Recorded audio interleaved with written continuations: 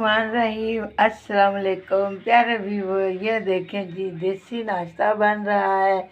तो ये मैंने स्लाइस अभी रोस्ट किया है, तो अभी अंडा बना के आपको दिखाती हूँ। बिस्मिल्लाहिर्रहमानिर्रहीम। अब मैंने अंडा फ्राई करने के लिए डाल दिया। आज मेरे घर काली मिर्च नहीं थी, तो मैंने रेड मिर्च डाल लिया। अभी मैं डिश आउट करती हूँ। बिस्मिल्लाहिर्रहमानिर्रहीम। अब मैंने ब्रेड और अंडा बना लिया है। माशाल्लाह ये बड़ा खूबसूरत और मज़ेदार लग रहा है, खुशबुएं बहुत आ रही हैं। अब मैं चाय बनाती हूँ। बिस्मिल्लाहिर्रहमानिर्रहीम। अब माशाल्लाह जी हमारा देसी नाश्ता तैयार हो गया है।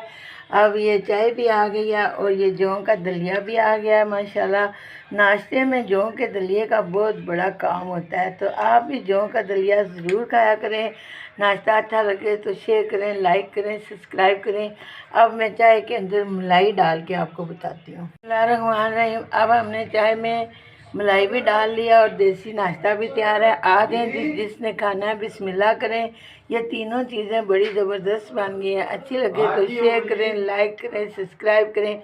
अपनी दुआओं में याद रखें। अल्लाह हाफिज़।